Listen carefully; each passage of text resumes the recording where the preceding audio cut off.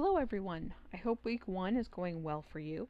In this video, we are going to talk about what is an argument folder on Cobra. So this is under the content tab, and this is after the week 1 assignments and videos folder. So here we have what is an argument, and we've got two PowerPoints that we're going to take a look at. The first one is on rhetoric, and if you've ever heard of ethos, pathos, and logos, that's what we're going to talk a little bit about. And then we're going to talk about knowing your audience. So again, like with the Word documents that I've put on Cobra, you can click and look at the PowerPoint here, or you can scroll below it and download it to your computer if you have PowerPoint on your computer.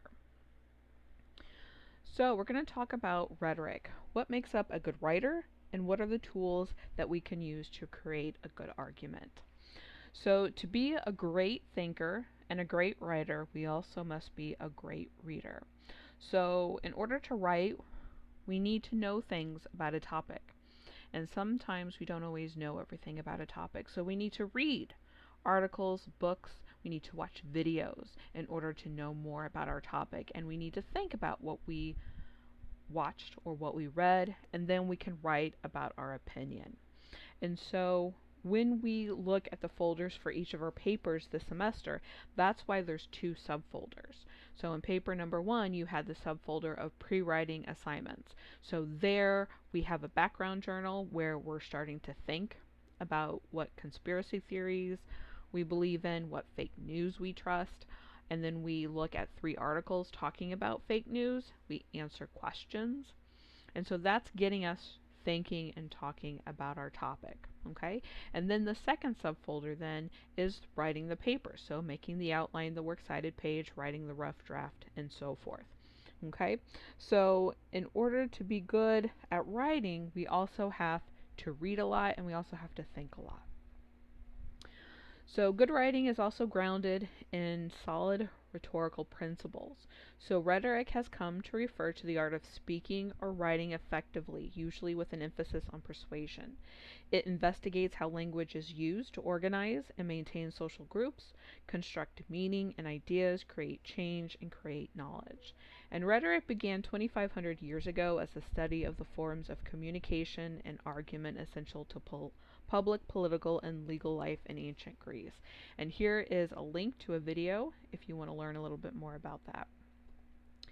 So let's talk about logos and pathos. So logos, we're talking about logic, a logical appeal to our audience. And usually a lot of times that's data.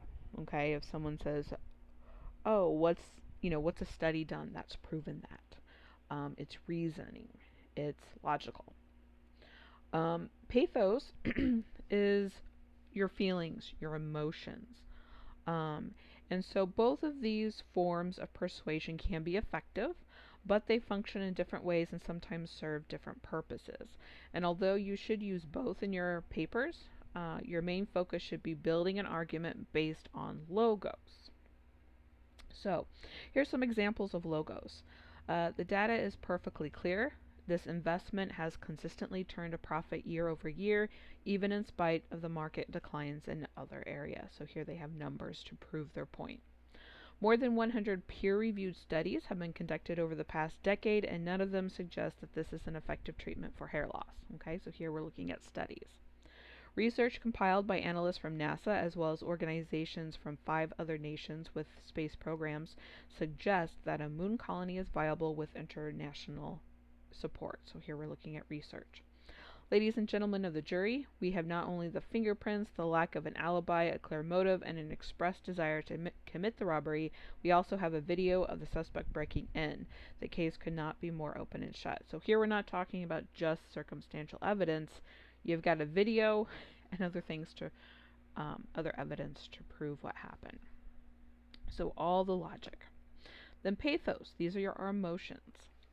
I'm not just invested in this community. I love every building, every business, every hardworking member of this town.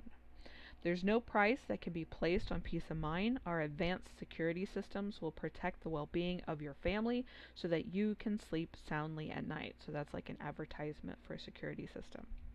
They've worked against everything we've worked so hard to build, and they don't care who gets hurt in the process. Make no mistake, they're the enemy, and they won't stop until we're all destroyed. So they're trying to use a lot of emotion um, to bring over their audience. Better men than us have fought and died to preserve this great nation. Now is our turn to return the favor for God and country, gentlemen. So finally, there's ethos. And ethos is very important. It's you, the writer, it's your credibility. Do you know what you're talking about? And so that's why it's important that we read and we think and we watch videos and we learn about what we're talking about before we can ever write it. So here's some examples of ethos that you could find. As a doctor, I am qualified to tell you that this course of treatment will likely generate the best results. My 3 decades of experience in public service, my tireless commitment to the people of this community, and my willingness to reach across the aisle and cooperate with the opposition make me the ideal candidate for your mayor. He is a forensics and ballistics expert for the federal government. If anyone's qualified to determine the murder weapon, it's him. So in your papers, you can feel free, if you know about a topic or a situation, you've experienced something, that all goes towards your ethos, and that is important to put and represent into your paper.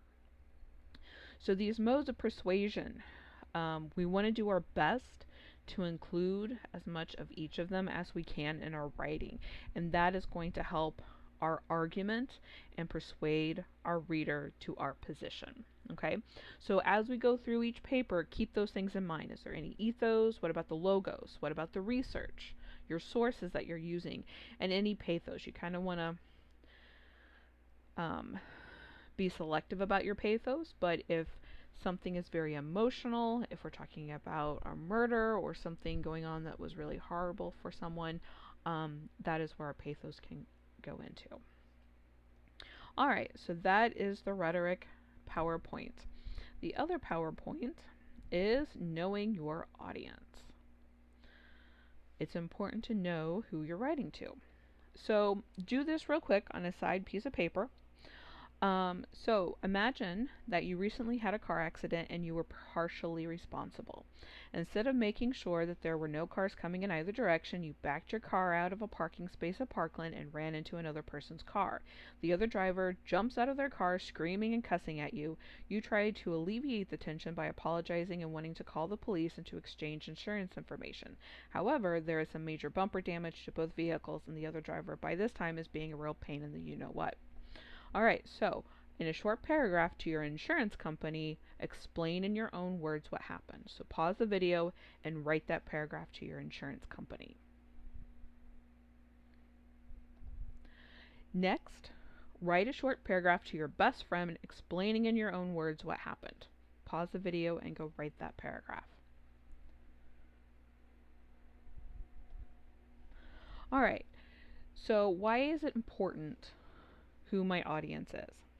Knowing your audience helps you to make decisions about what information you should include, how you should arrange this information, and what kind of supporting details will be necessary for the reader to understand what you are presenting. It also influences the tone and structure of your document. To develop and present an effective argument, you need to be able to appeal to and address audience. Alright, so if you look back at that paragraph you wrote for your insurance company, it might be very detailed, with a lot of specific details about which way you were looking, which way the cars were positioned. You may even have a drawing of the situation, so it's very detailed. But are you going to put in all the emotions that went in to what happened? You may or may not. You might explain how the other person reacted, but you're just kind of keep it to the facts. The paragraph to your friend, however, might be different language that you use. Did you cuss about what happened? Did you show frustration? Were you kind of on your soapbox getting all dramatic about it? So when we know our audience, we can effectively use our language and our words in a certain way. Okay? Think of it like when you have to write a cover letter or a resume for a job application. You're going to try to be as professional as possible. You're not going to be all over the place. You're going to try and keep it as organized, professional, and straightforward as possible. And so it's important to understand our audience that way. So, as Sean Bean says here, one does not simply assume. So, for your papers this semester, what I'm going to ask you to do is don't assume that your audience knows anything about the topics you're writing about. Okay? So, for each paper, you are going to have a minimum word count to meet. And so, in order to help meet that word count, if you assume that your audience doesn't know anything about that topic, then that's your job as the writer to explain what happened. So, with paper number 2, we've got Born a Crime, Trevor Noah's book. You may have to explain some of the different events that happened in there. With our first paper, Conspiracy Theory, you're going to have to fully explain what that conspiracy theory is all about, why some people believe it, and why some people don't. Okay? So if you assume that your reader doesn't know anything, then that means you're going to have to do that much more writing into your paper, and that will definitely help with your page count to get that there. Okay? So in other classes, you'll have instructors who may give you specific audience to write to, so you'll need to do the homework. Excuse me. You'll need to do the homework on understanding who that audience is, who those members are, what they care about, and what they're looking for. And so you're going to have to write directly to that. For these papers, we're going to work on you fully explaining the topic by assuming that the audience doesn't know anything. Okay? So those are our 2 PowerPoints that are in the What is an Argument folder up under Content on Cobra. All right, next you need to go into paper number 1. Go through the guidelines, read through those. I'll have a video here as well that goes through them, and then get started in your pre-writing assignments. Background journal, it needs to be due before 11:59 on Sunday, September 20th. Make sure you get that email assignment done, read the 3 articles, and answer the questions as well. The sooner you can get that done, the sooner you can go on to working on the first paper. If you have any questions, please let me know. I hope week 1 is going well for you, and I'll talk to you later.